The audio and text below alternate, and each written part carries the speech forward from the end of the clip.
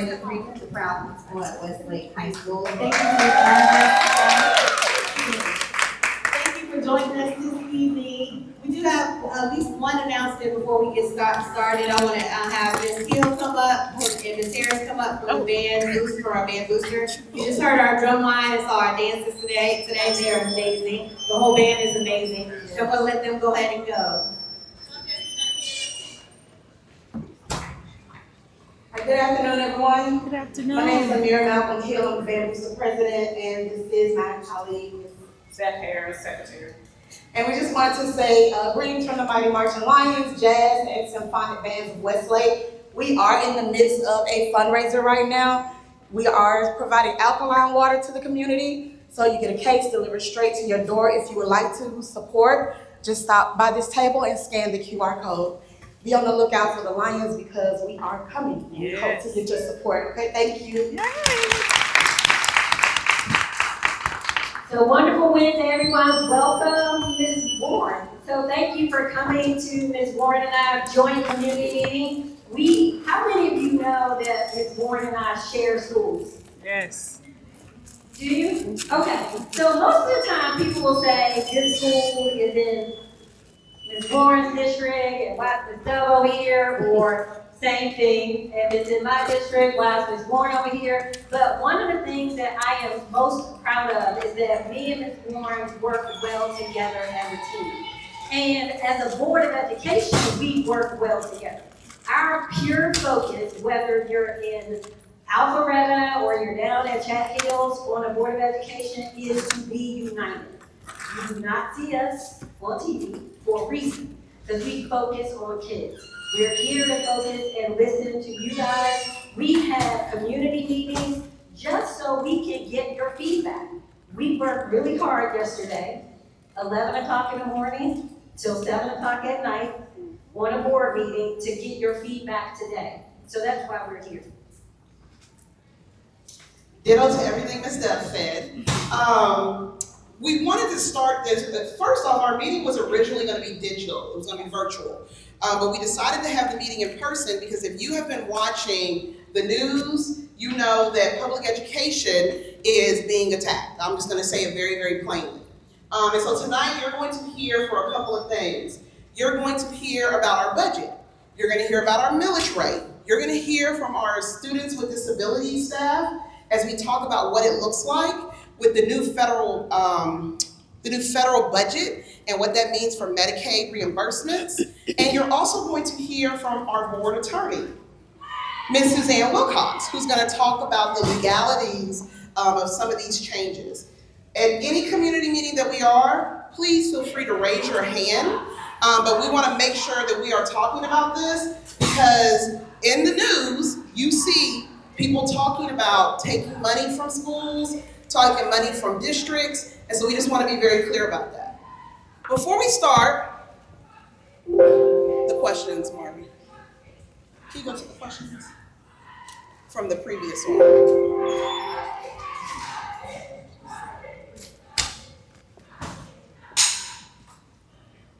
Okay, so it's okay.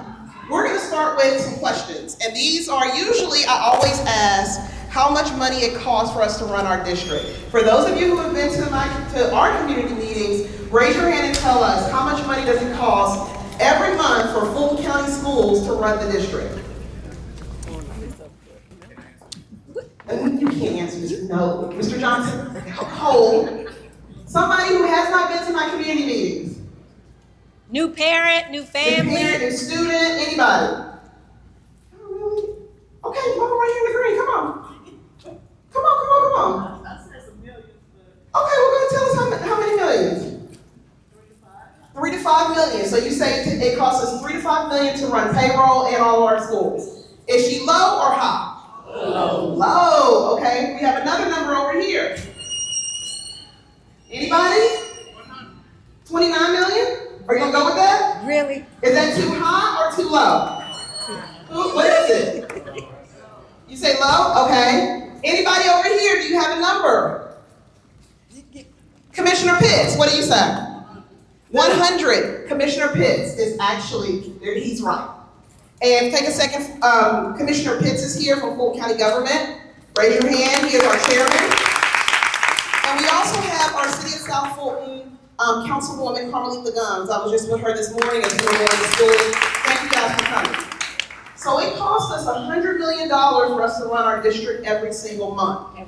Every month. So we want to run payroll. If we want to make sure that our schools have air, have lights, it's $100 million. When I first got on the board 5 years ago, it was $75 million. So we've increased it 25. Another question, how much is the budget for the 2025-2026 school year? Total budget. What is it? 900 million, is that high or low? Low. That's low, okay? Anybody have any other guesses on how much it costs? 1.5 billion. What is it? $1 billion? Is she high or low? Low. Low. Somebody else? You said something right here. I said 1.5 billion. Is she high or low? She's high. Yes, ma'am, Ms. Edwards. You said 1.2? Yeah, you said 100 million a month, right? Okay, so you're saying 1.2, you're close, but that's a little low. $1.3 billion and some change. Oh, we had a Oh, student. yeah, student. I got one for you. It's okay, I got your next question, okay? Yes. You wanna come up here and tell us? Okay. So it's $1.3 billion a year. He guessed it? We gotta get you a yes! Kudos! I love that.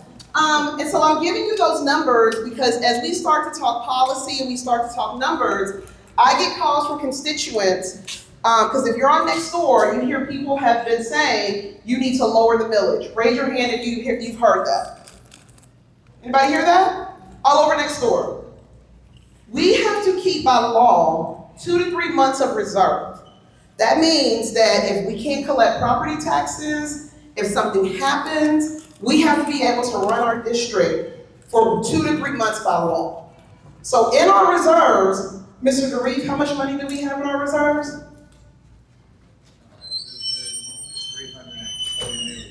340 million. So how many months do we have to operate the district if we don't get property tax, federal money, and grants? 3 months. 3 months. So there's a reason that I'm going over this, because as we talk about the financial situation, I want us to make sure that we're clear about that. Any questions about the numbers? And just to put it in perspective, a few years ago, when we did not receive the taxes from home ownership and the bills did not go out, Fulton County Schools had to partner with Atlanta Public Schools to sue, to force them to send out those tax bills. Do you know at that time, if we did not have enough money in the bank coming in from those tax assessments, we would not have been able to pay our staff during Christmas, guys. And the law says that if we borrow money, we must pay it back by December 31st. So if we didn't have it in December 1, the likelihood that we would receive the money by December 31st is really, really low. So just wanted to add that bit of context there, why it's important to have 3 months of reserve. Tax bills start to go out in October. We started to receive our funding around that time, and then we would run out of money, legitimately. And do you know, as a board member, we don't want to look at our staff and our students to say, we cannot afford to pay you in December around Christmas. I don't know about Ms. Dove, but I can't go home and tell my children that I'm not getting paid. So as we talk about this, we talk about where we are in funding and what we need. These numbers seem like a lot until you are tasked with having to run a district as large as ours. I'm gonna give you an example on how we had something come up that was unexpected. Is S.L. Lewis in here? Yes. S.L. Lewis? AKA She has a beautiful new school. Well, it's being built. About 2 years ago, we started to get concerns that every time it rained at SL Lewis, the building would smell like sewer. So, yeah, Dr. Duche said it did. And so we had to very quickly get them out of the building, and we had to tear down that building. And while we get penny splosh for new builds, penny splosh does not cover when you have to make sure that the ground is ready to be built. So when you talk about our reserves, because I have some people who will come to me and say, take your reserves and do this with it.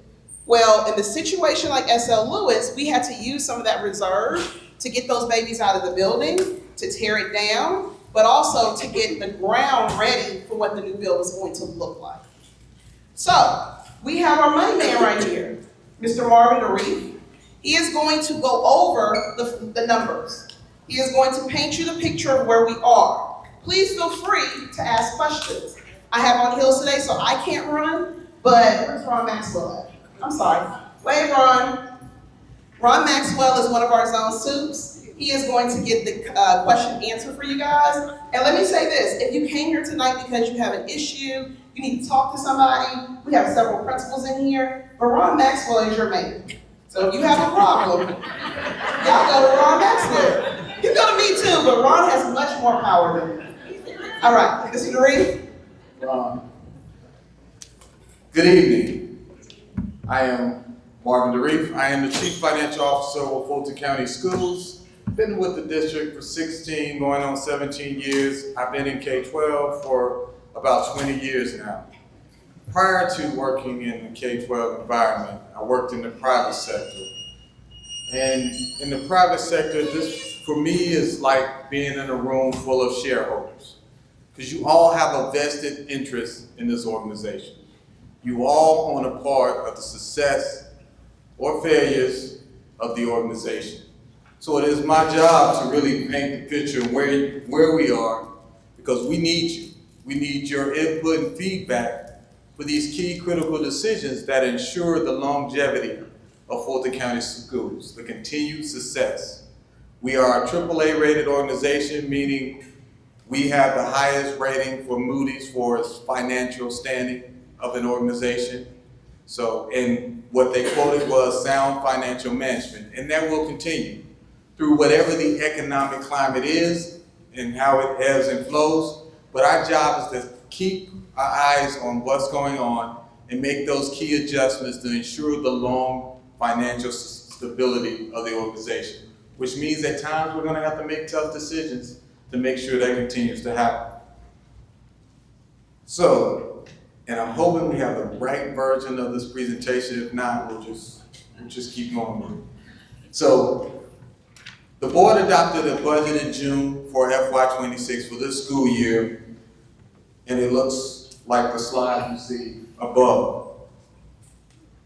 1.3, almost 1.4 billion in revenue, over 1.4 billion in expenditures.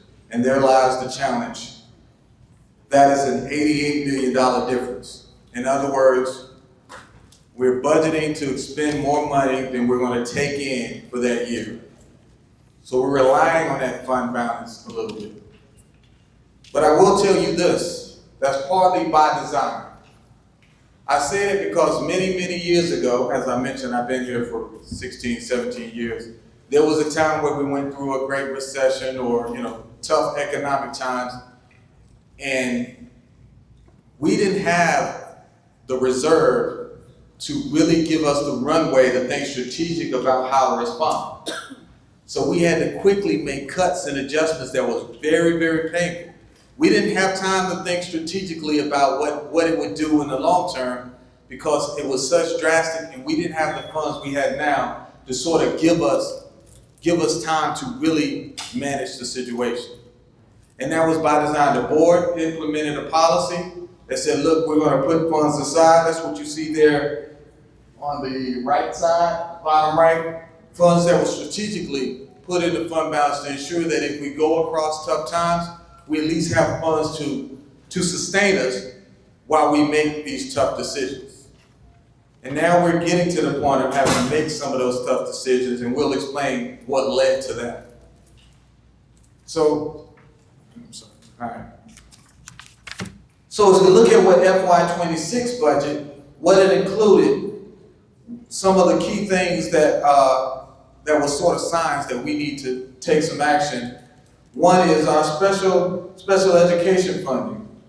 It continues to go up. Well, the expenditures regarding special ed, 23 million additional funds necessary for FY26. Our benefit costs. This is our major challenge because our benefits, we give great benefits to our employees. Some of these costs we can't control. The state determines how much the employer has to pay in benefits. Going into this year alone, that was a $59 million increase that we as an employer had to cover.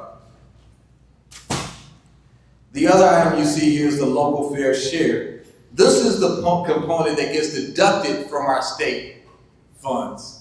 So when our tax base, our digest, our tax revenue go up, the state says you have an obligation to fund education. So since you're getting more money on the local side, we're going to deduct you on the state side. So sometimes taxpayers, we understand you get frustrated. Well, why is you're getting more money from us for as property taxes? Well, just understand we're not receiving all that. Marvin, can you tell them the number that we give for local fair share and who it goes to? We're anticipating $242 million to be deducted from our state revenue for its local fair share. And part of the way the math and equation works, that isn't the case for all districts. What happens is all districts get deducted some local fair share, but several districts get what they call equalization. And they're utilizing the deduction from districts like ours, and they're moving it over for districts that they say can't really afford to just support their district with the revenue that they're receiving. So they get additional funds to really offset their local fair share. So which puts more burden really on us. Because we've been arguing for years, they need to cap it. There's no real cap to the local fair share. So we're almost at the point where, we're at the point where half of what we earn from the state is then reduced because of local fair share. Half of it. We don't see it. So, which means we rely more and more on the local revenue to support the district.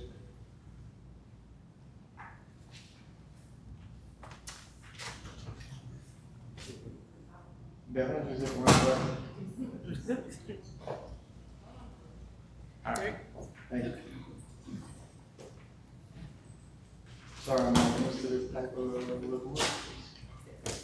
And I don't know which way I'm supposed to be aiming to actually go back. I'm aiming at the screen. All right, go back. So go back to slide,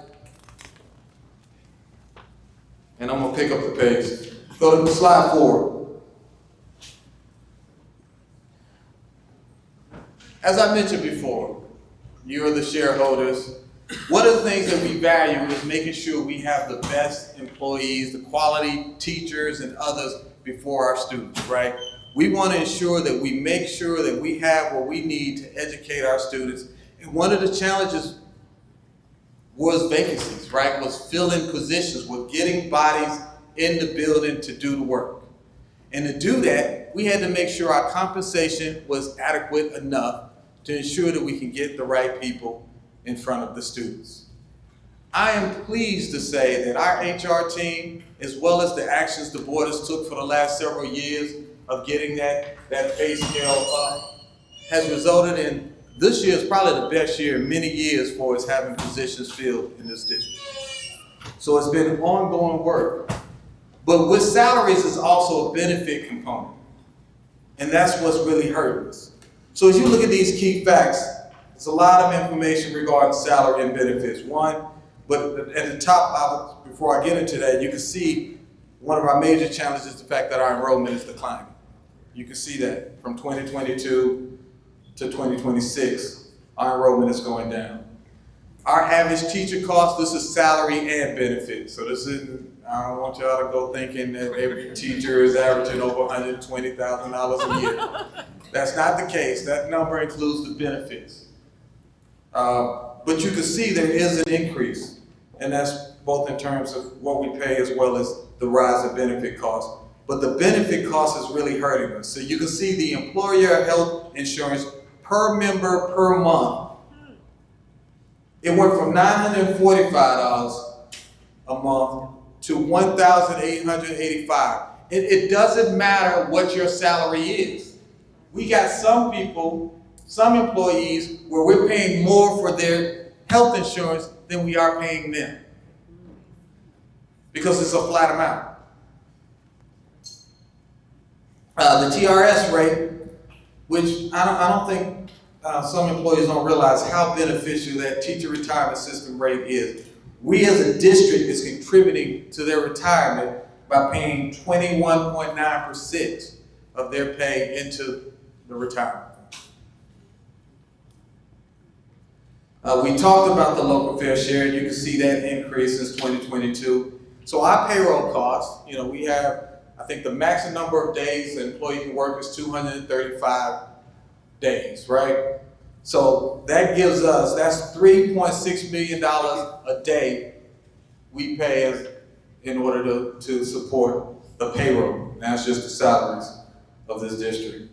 And you can see the last two just represents what would it cost, or what would it take for us anytime we give some type of increase.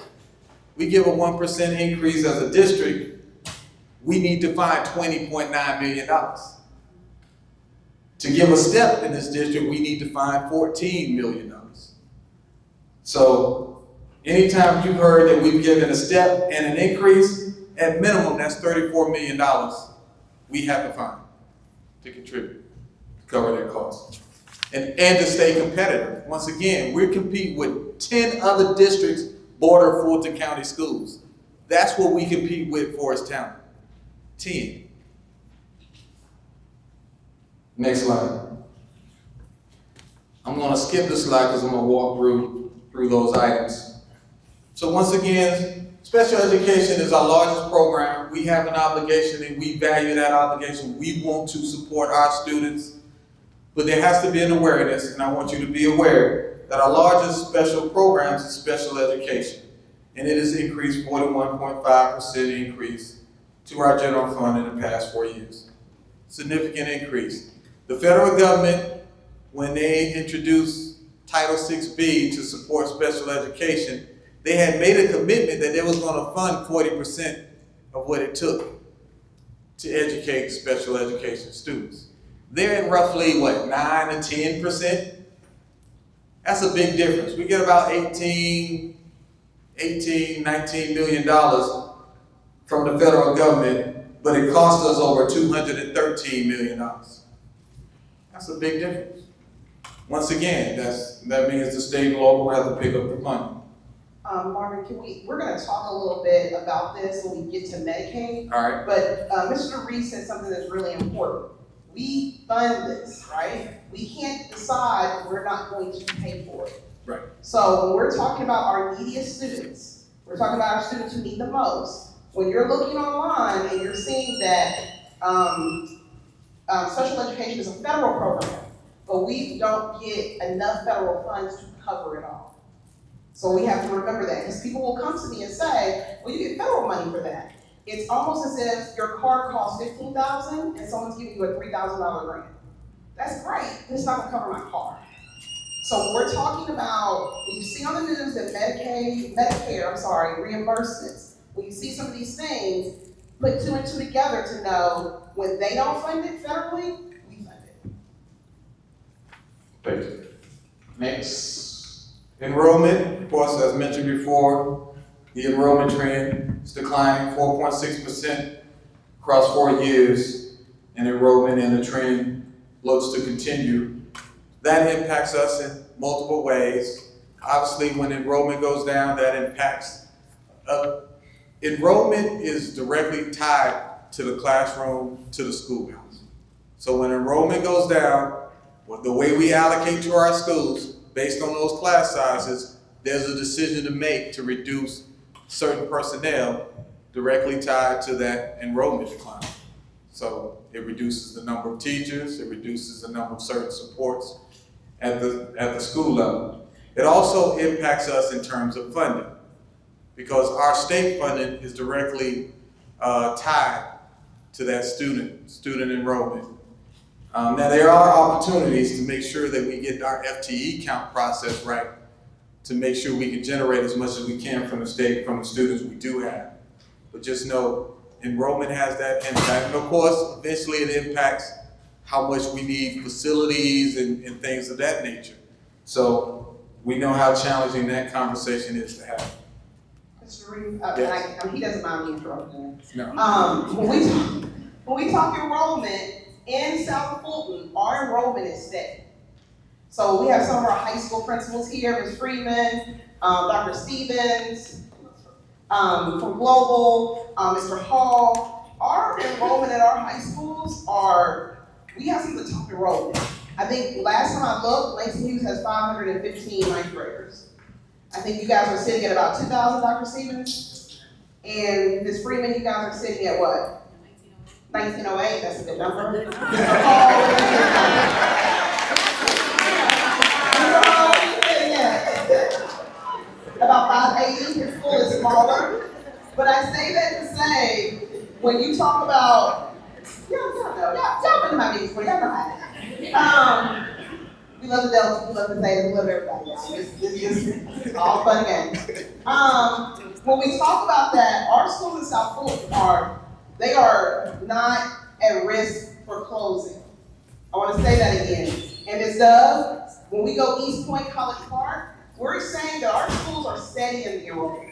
I don't worry about us losing teachers so much.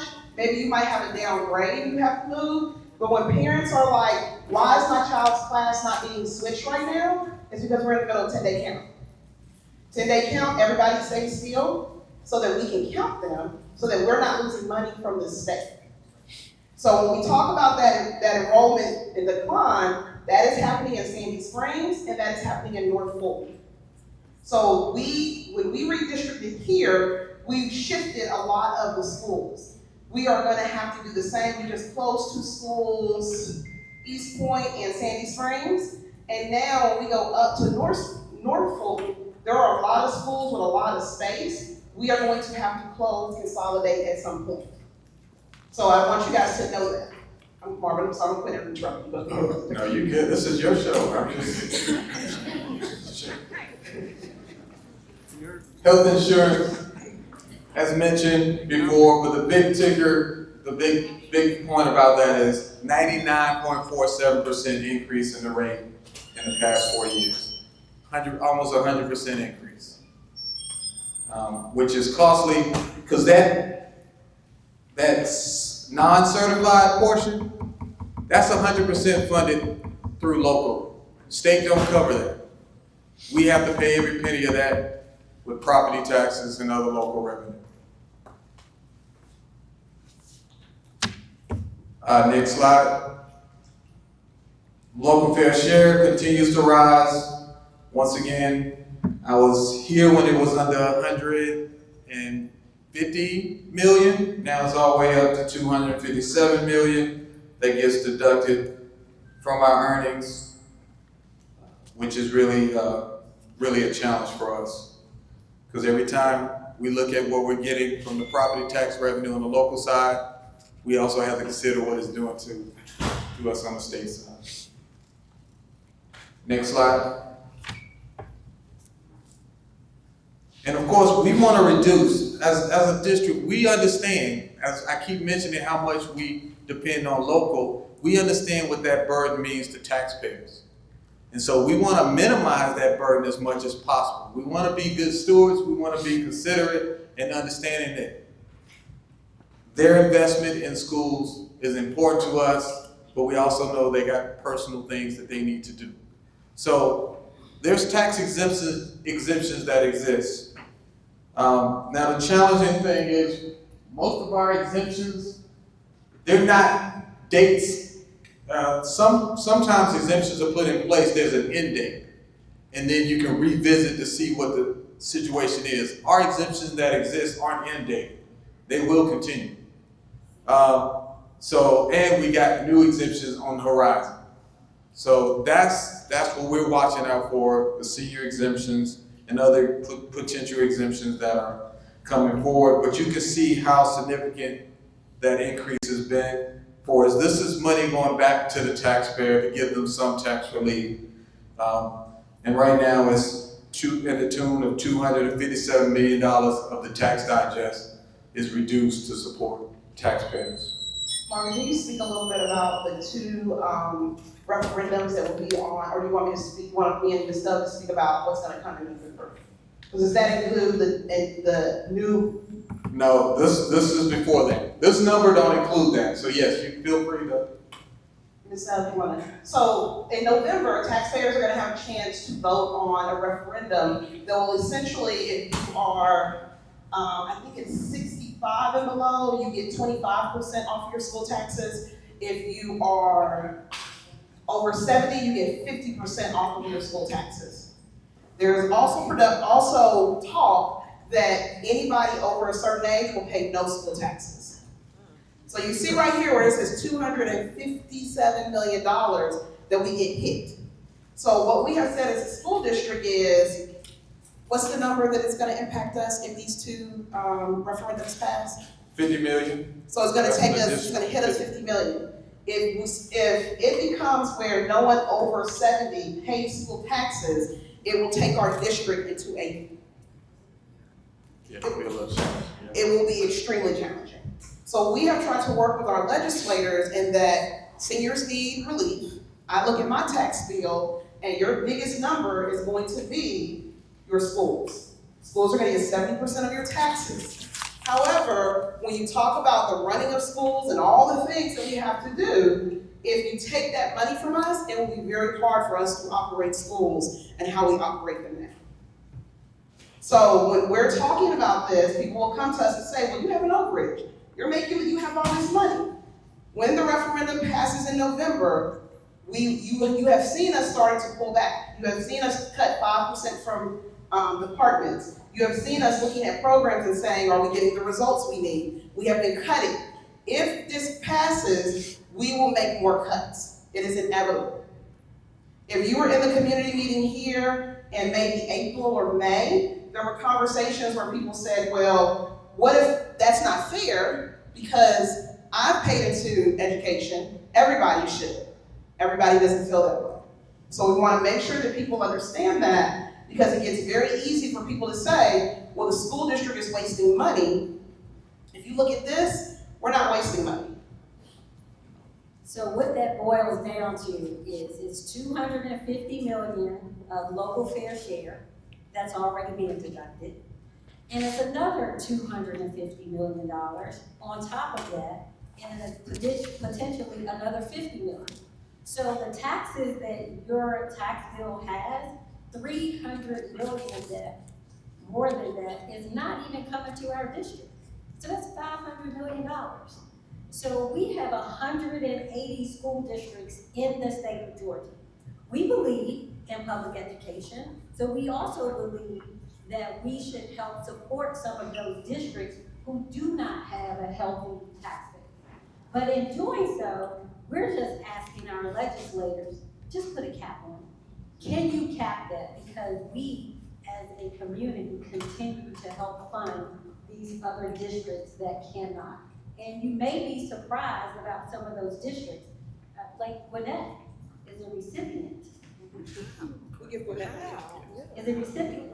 So just keep that in mind. So you are blessed, right? And we believe in public education. And if we want to continue that in the state of Georgia, it's important, as Ms. Warren said, for us to continue to make sure you understand the impacts of what we're doing day on day. Can I comment to that? Yeah, I'll probably say some of the things that you guys can't say. We can This say is the consequence of elections, okay? Let me just be very raw about this. You have Kim Achebe as Secretary of State, became governor twice, as a popular governor. Going. It's a community meeting, okay? So what happens is the consequence of elections. We have all Republicans in every statewide position. What happens is this. We produce almost $600 billion of economic GDP in the Atlanta area, okay? In the 18-county Atlanta area. The total GDP for the state of Georgia is about $70 billion. We produce about 85% of the GDP. And I agree with you. We should take care of kids who don't have the tax base to get a sufficient education. Absolutely, okay? They are true poor counties. But here we are in a situation where are we kidding ourselves? Are you serious? A county with many people with growing tax base. We got to supplement them. Again, consequence of elections. So folks, please get your children to vote, get everybody out there. Every election is important. I voted every election since I was 18 years old. Don't miss an election. These are your consequences, all right? You've got a Republican, statewide, that doesn't give a crap about what's going on up here. Not by any stretch of the imagination. So again, encourage your people to vote. Thank you. I will add to that also that voting locally matters. When we went to I'm very straight with you guys at the community meeting. When we went to legislators and we begged not to make these additional senior cuts, there were some people who said, absolutely we won't, and there were some people who said, you have extra money, figure it out. Right here at Westlake High School, we have an IB program. We fund that. If you're talking about taking money, we have to take the extra first. Fayette just got rid of their IB program for the same reason. Atlanta Public Schools is about to get rid of it. I'm not saying we are, I'm saying these are the hard decisions that you have to make when you're talking about educating children.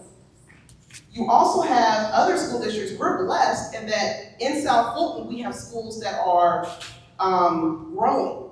But you have some school systems that are going to shutter about 10 of their schools because they do not have the numbers. So when you're talking voting, it's not just at the state level, it's at your local level. In November, that referendum will pass. We expect the next term, they will come back and say, if you are 70 and up, you pay no school taxes. So we're telling you now that we've got to make hard decisions, and it's not to scare anybody, but I like to be very informed that when I get on next door and somebody is hollering about the school district is stealing money and we have all this, I'm like, no, because people need to understand what is really happening. We haven't even gotten to the point of the promised scholarship that takes $6,500 for kids to go to schools. And a kid can leave in May, they can take that scholarship, in August, they can come back in December, and we don't get the money back. So I want you to understand everything that's happening, so when we're going to schools and saying, we want to know how many kids passed AP tests, because we paid for those tests. We want to know how many kids showed up for the ACT. We paid for them.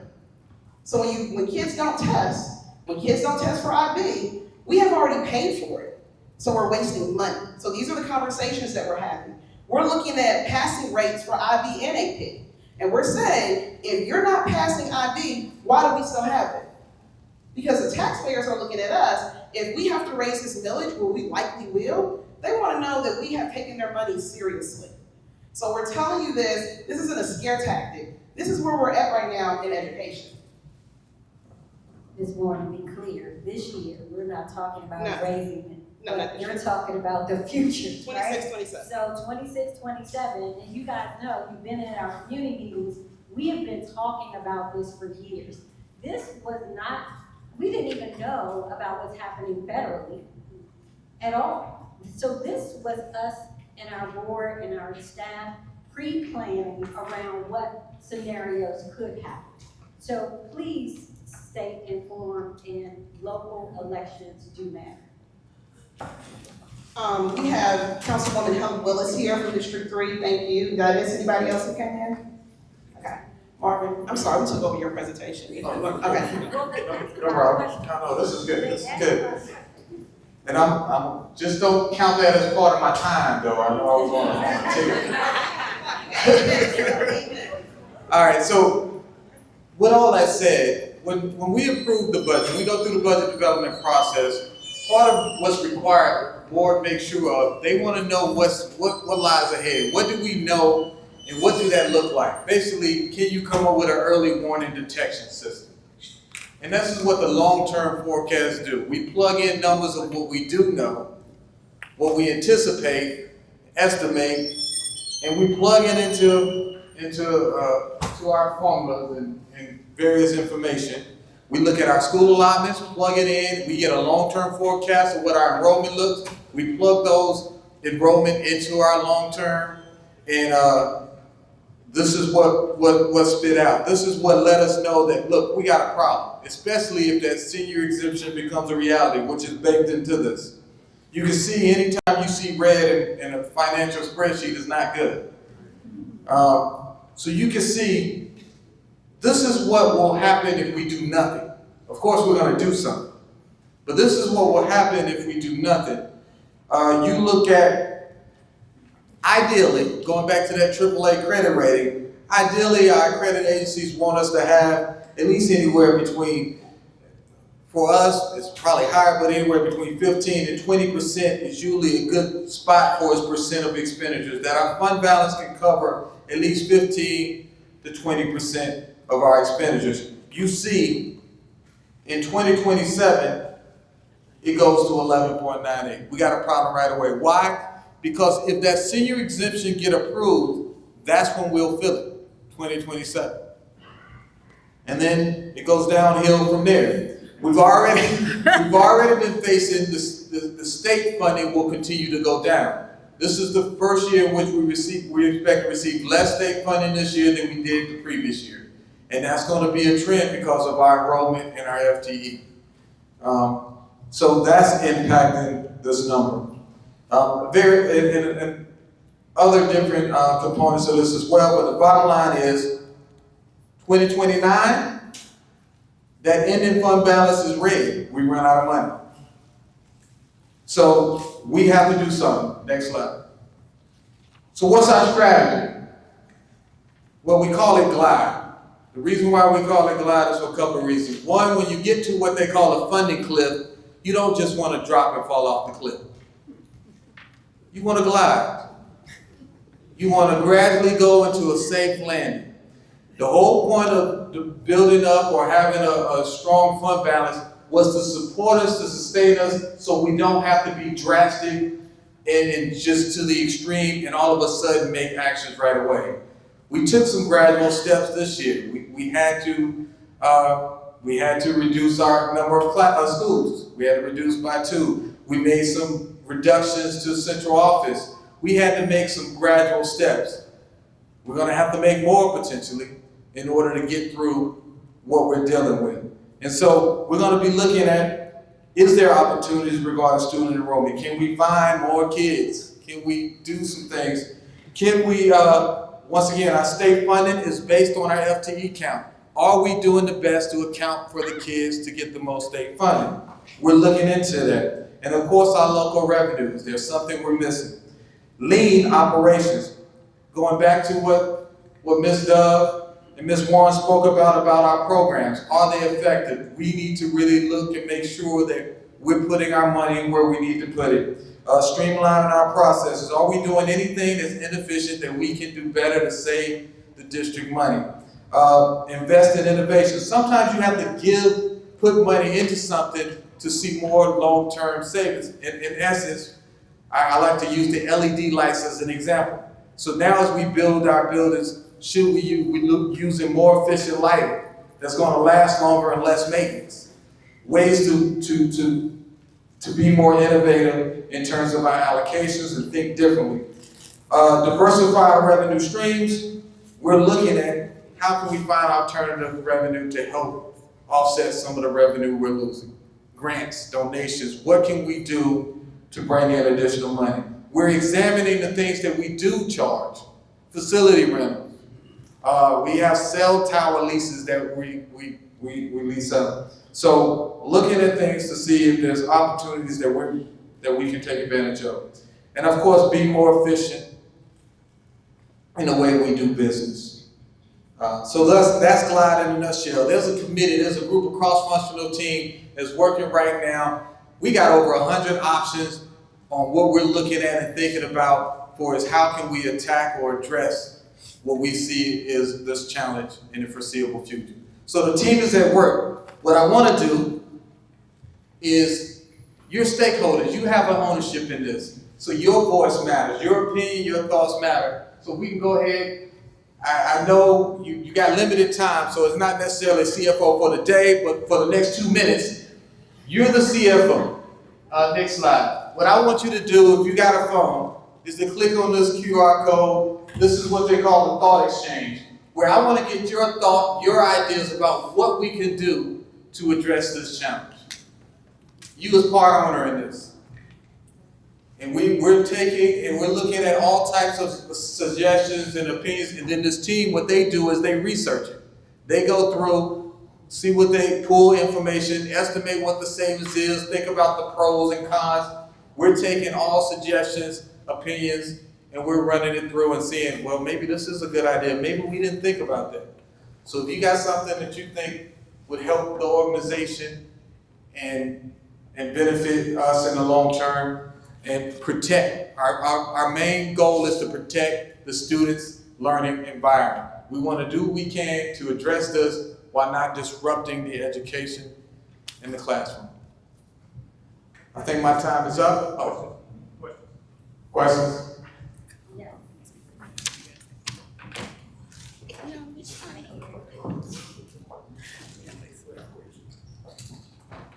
Questions? No questions? No questions? Really? You did a good job. Right. I spoke too soon. Can you, what's the disparity? Why is the enrollment declining in North Fulton? I know we're the, one of the fastest growing, areas in Fulton County, but can you explain why the enrollment is declining in North Fulton?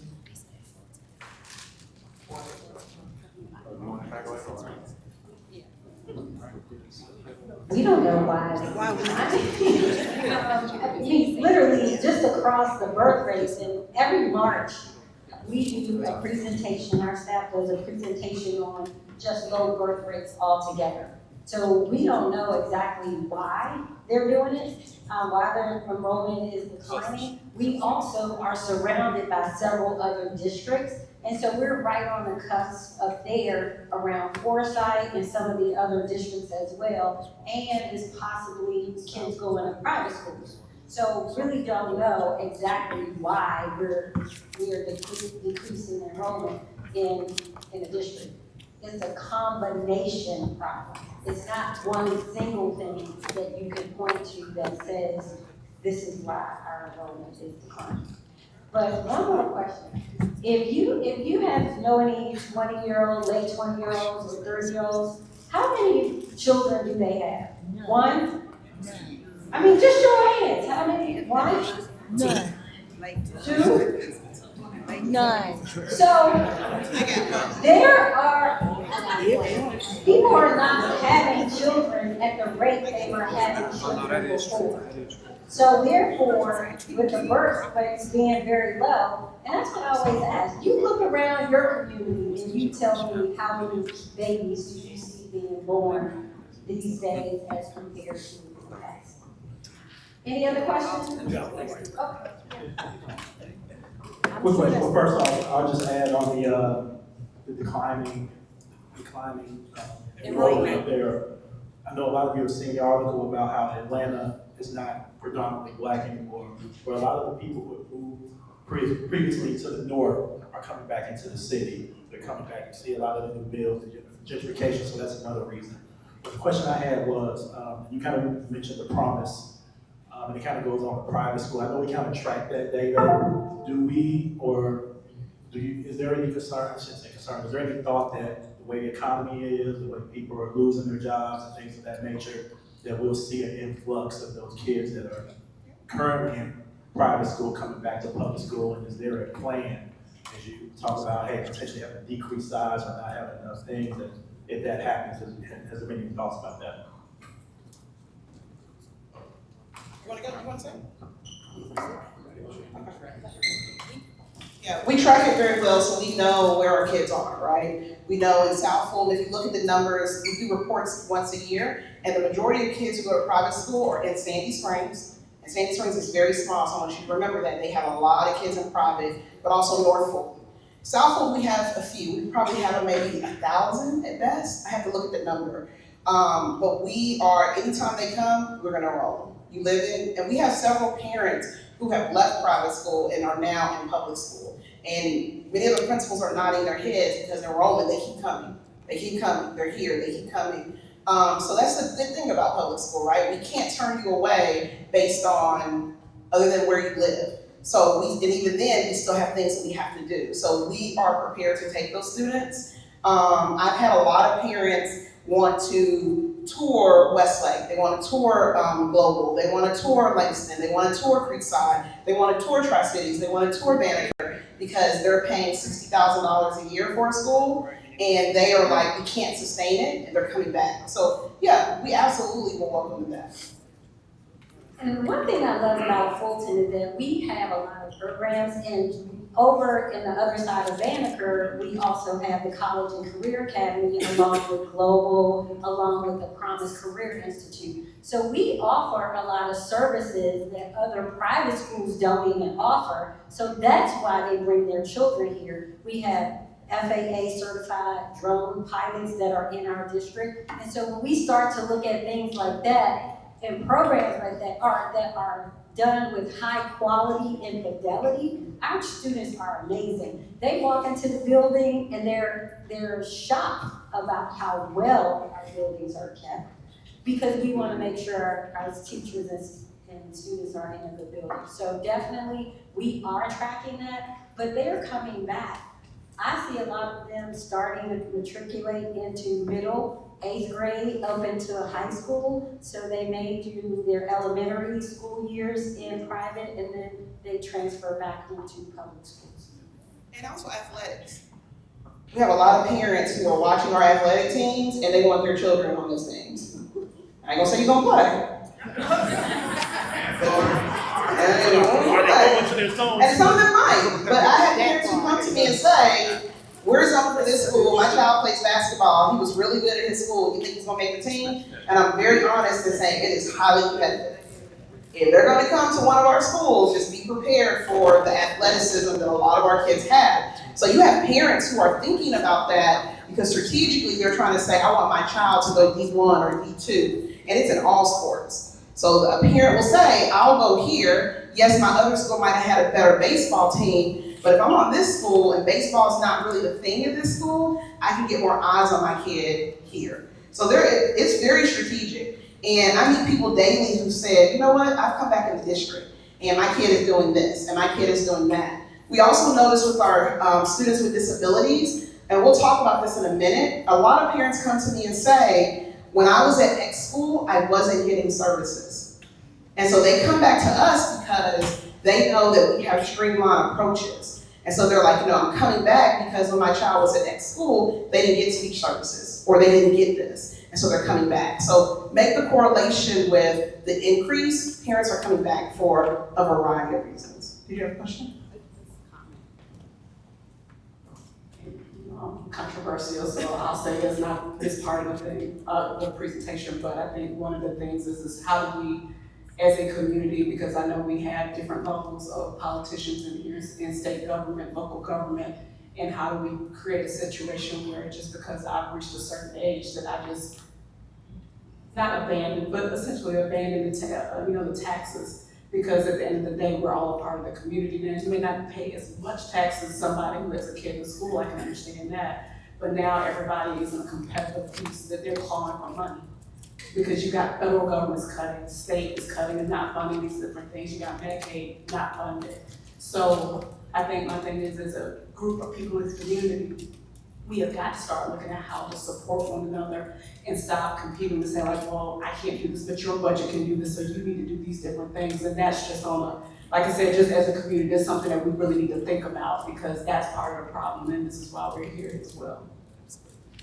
And I think Ms. Dove will probably say the same thing. We have a really good relationship with our elected officials. Many of them are here tonight, but we have very frank conversations. We complain about our property taxes, but our property is increasing because people want to be in our schools. I'm gonna say that again. There have been several moments where I wake up in the morning to work out and people are running in my neighborhood. I'm like, why are these folks so running? These are millennials. And we have become very diverse. People want to be at our schools. So when I talk to elected officials anywhere, the first thing that I say is, you cannot bash our schools and then think people are gonna move in here.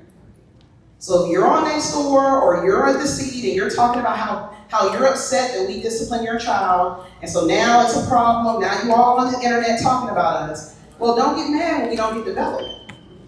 Strong schools are in strong communities. So with our elected officials, we work very well together. We were just at 3 schools today, Wolf Creek Elementary, Sandtown Middle School, and Langston Hughes High School, because the city of South Fulton got them $15,000. But what we encourage is that we have to have that double street, right? And one of the things is that we know is that we work with kids every day.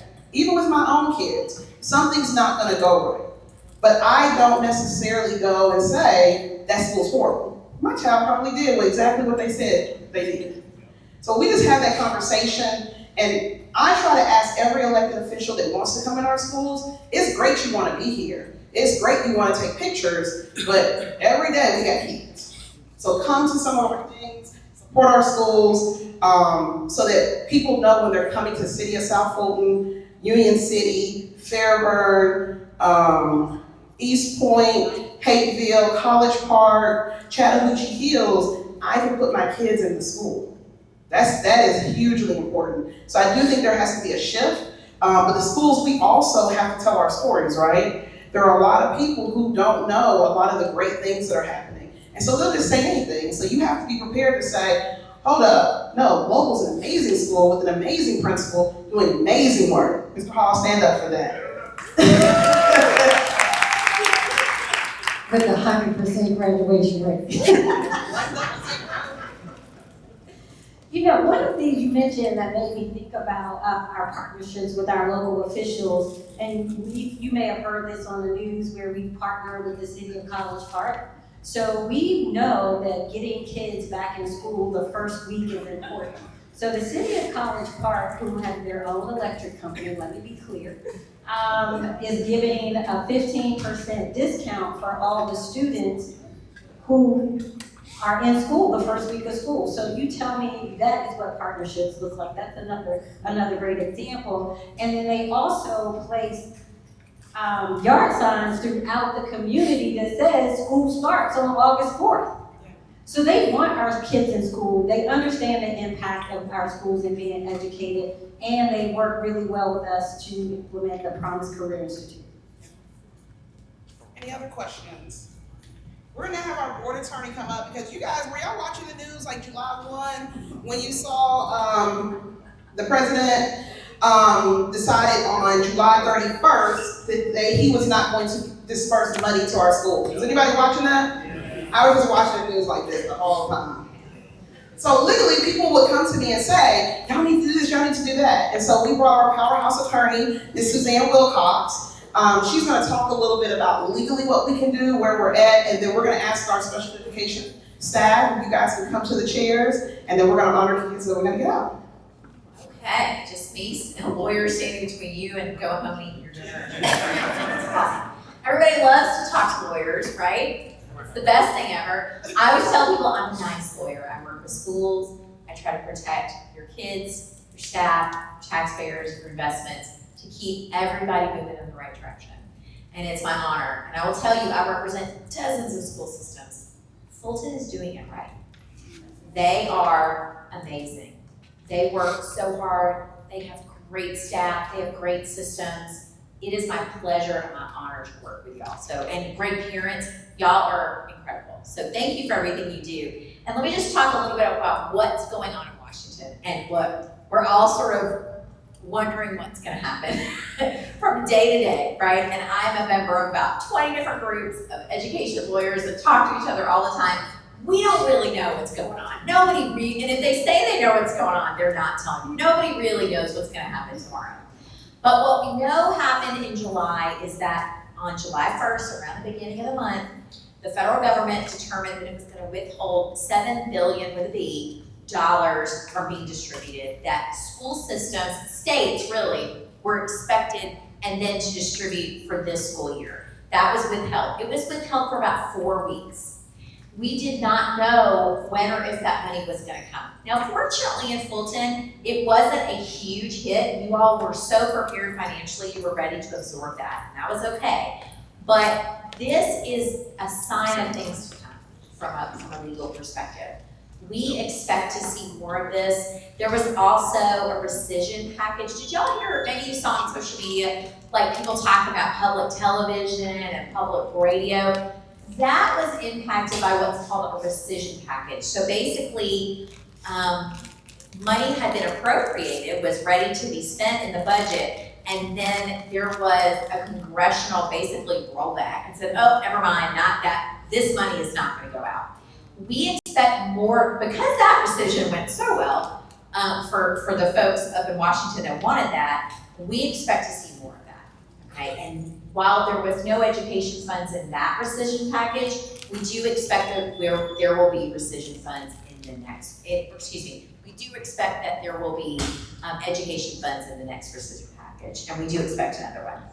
So a lot of people will ask me, okay, so this is happening, that feels illegal. It's not, it's all being done legally, or at least allegedly legally, right? I'm not up there monitoring every single transaction that's happening. So what can we do about it? And the answer is nothing, as a school district.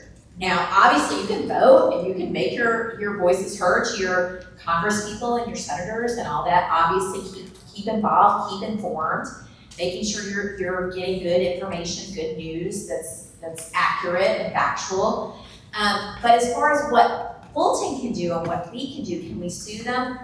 No, I mean, you can sue anybody for anything at any time. I can sue somebody for wearing a blue shirt, right, if I want to. That's allowed, not gonna go well for you, but allowed. But there really isn't a course of action for us to go after the federal government if they don't send us the money that we're expecting. And really what they do is they send it to the state, and then the state gives it to us. So it's really the states that would have to take action. I do not see Georgia being a state that would take that action. And also the states that have taken action, it hasn't really produced very great results. So there really isn't much we can do about that except cross our fingers and hope that it's gonna go well for us and plan financially for it. And this is not really federal, but I just wanna highlight for y'all that when folks are struggling economically, when things are not as good in society as we would like them to be, we see more lawsuits. We see more legal stuff coming. That's just the legal world is just a reflection of how happy people are. Happy people generally don't sue as much as maybe people that are having a hard time or having things that are going in their life or in their society or wherever not the way that they want it to. So I will say I expect that legal work will increase, and unfortunately, as much as I would like to work for free, nobody works for free, and so that's gonna increase costs for the district as well. Not just legal fees, but also potential, court judgments, if there's anything like that. That all makes money go up. And also something that is coming out of Washington, we know that tariffs are making things a bit more expensive or can be in the future. We also know inflation has made things more expensive. So things that we budgeted for, maybe the school district budgeted X for building this new school or Y for hiring these new teachers, now everything is more expensive. Hiring staff is more expensive. Building things is more expensive. Feeding kids is more expensive. Finding special education professionals that can serve our kids with high needs, that's more expensive. So all of that is being impacted by what's going on at our government level, whether that be federal, or state, or local. So we appreciate your continued involvement and support in the school system, but just recognizing nothing happens in a vacuum, and if you pull one thread, another thread may come loose. So I encourage you to stay involved, stay informed, stay talking to these wonderful board members that you have here, and make sure that you're given all your good thoughts on how we can squirrel away more money, save more money, be more efficient. We love to hear it. Thank you all so much. Suzanne, can you speak a little bit, like 1 minute? Absolutely. Next year when the budget comes, do you think that we'll get more, same, or less money from the federal government? Less. Yeah, I do not see a situation where government investment in public education is going to increase more than maybe just like your typical, inflation increases. I do not, which will not keep pace with real inflation. I do not anticipate money getting more plentiful. Any questions? Any questions, comments, anything? Yeah, sure? No, quiet, she's an attorney.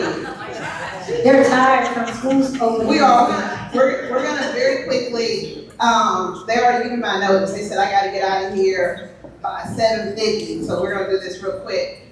We have a couple of, one of the big impacts from the federal government is our students with disabilities and Medicaid. So we're gonna talk to some of our special education professionals. We also have one of our parents, so they're gonna quickly introduce themselves, and then we're just gonna start to talk about the landscape of students with disabilities, special education, because I have a child that gets services. It's gonna impact everybody. Can you use this one? It's working. Okay. We're good. My name is Mary Kay Berry. I am the Executive Director for Services for Students with Disabilities. Good evening, and Mary Kay's modest. This is her first day, so welcome her to Fulton. I'm supposed to give her name, give her number. That's right. I'm Yolanda Brownlee, Director of Compliance Services for Exceptional Children.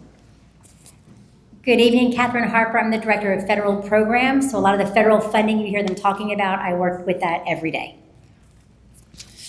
I'm Ashley Stankus. I work in finance, but I am a parent. My son Tristan goes to Wolf Creek Elementary School. He transitioned at 3, so this is our 7th year at Wolf Creek in the special education self-contained classroom. Nice. Okay, so I know that the night is getting, is this on? Can you hear me? Let's try if I turn it on. Okay, so we're gonna make this very quick. We're at a panel. We don't want to keep you longer than necessary. So panel, quick question, right? In under a minute. What do you want and need for parents to know now? And parent, when we get to you, what does the district need to share with parents right now? What would be the most beneficial? So something I would like parents to know now is that our department is working efficiently to make sure that your students have everything they need in terms of students with disabilities.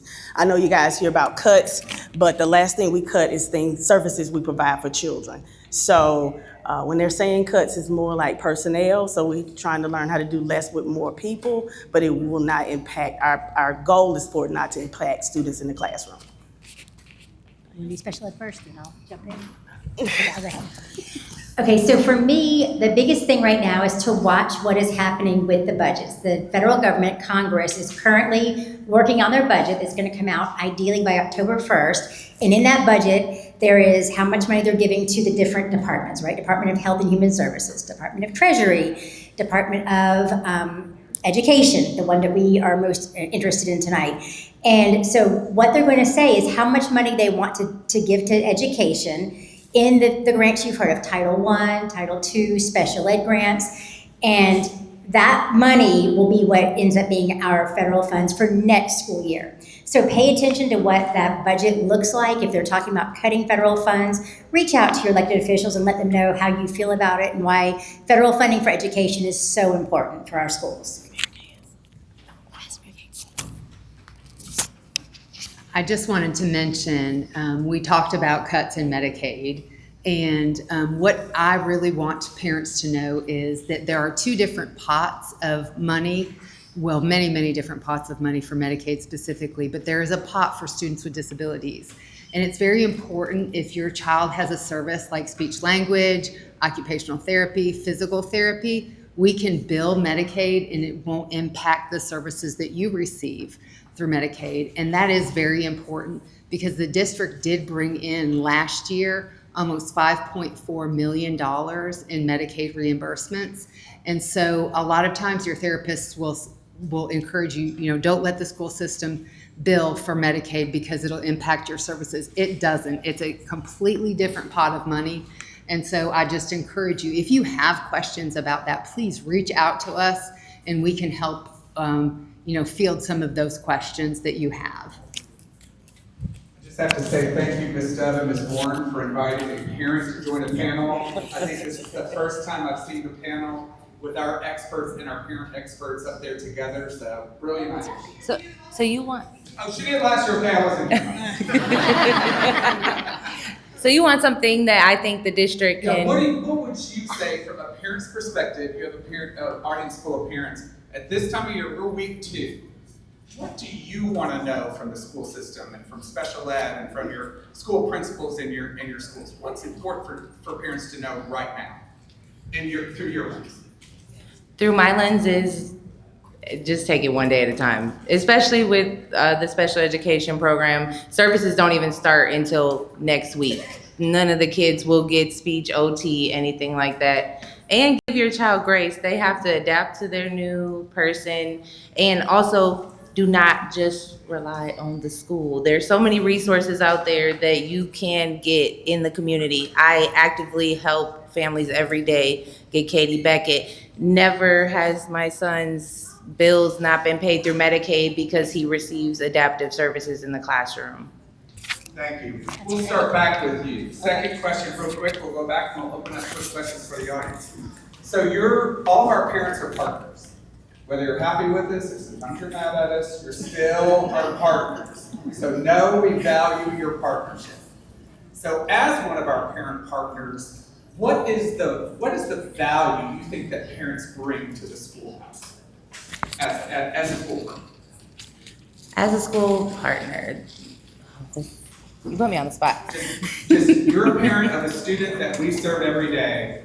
Well, Wolf Creek has become a family to to us. Parents' voices and including you in conversations and really leveraging your partnership. Well, this year I'm very happy to say that it is the first year in 7 years that Wolf Creek is inclusively including our kids in breakfast and lunch. And I'm so happy to our new principal for that. I don't know if she's not here, I don't think. But yes, oh, hi.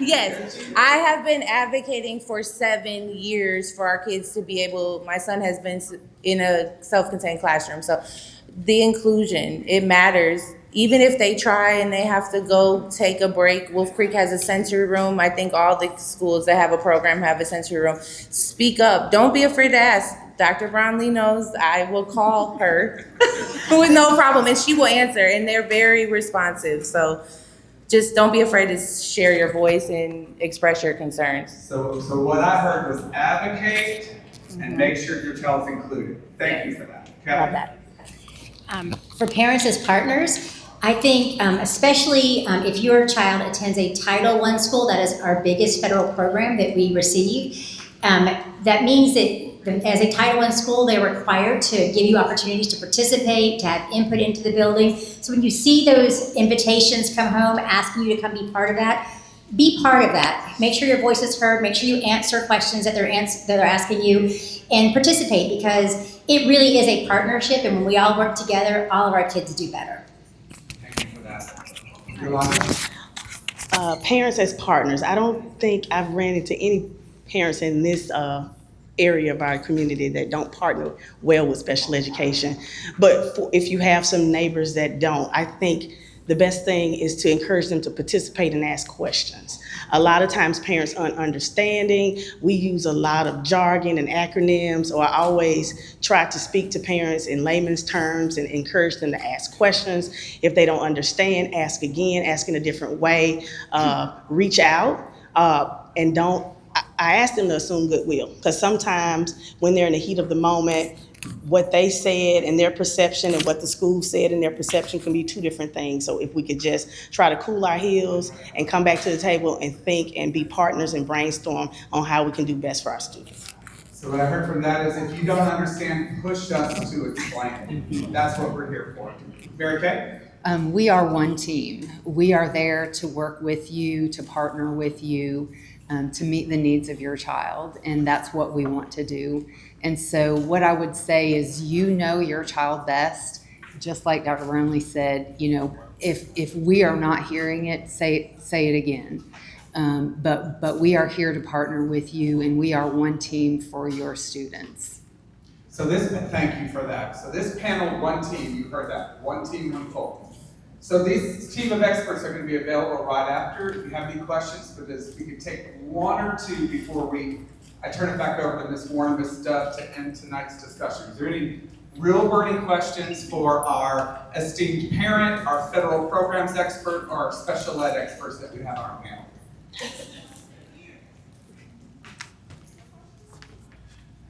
Anybody have a burning question? Or is everybody really sleepy?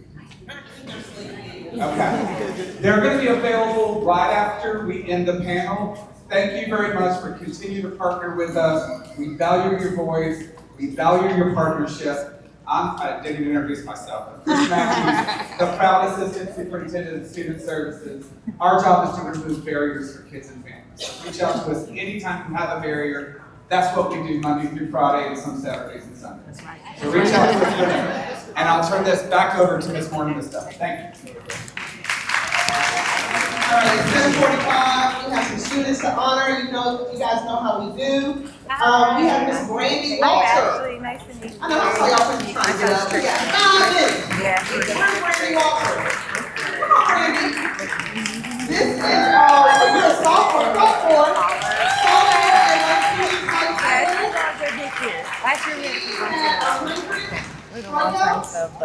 right?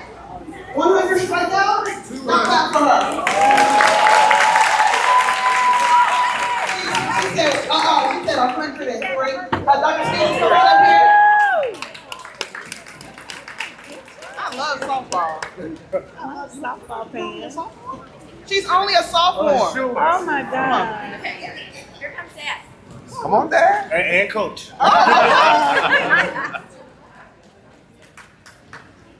One more. Perfect. Hold on, Mom. We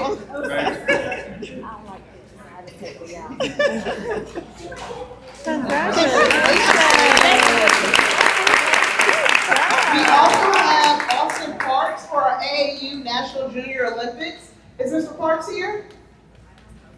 Okay, Mr. Parks, let's clap for him. We have Amari Manning for, this is one of our graduating seniors. He worked really hard this summer to get his GPA up so he could graduate and get hope. Where is he at? Amari Manning? Here? Is he here? Amari Manning?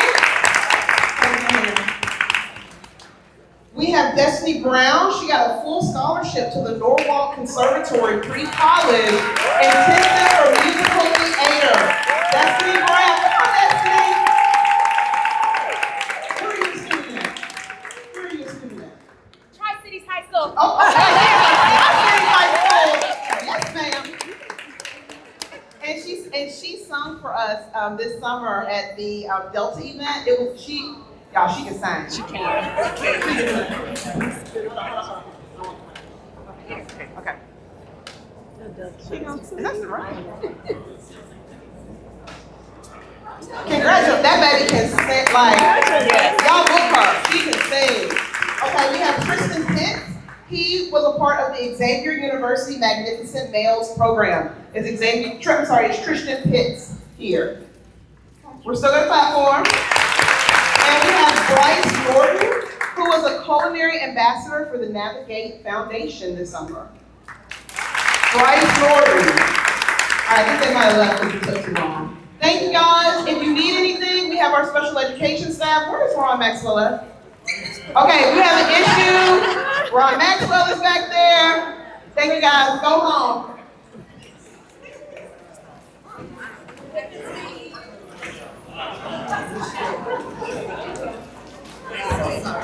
It's hot.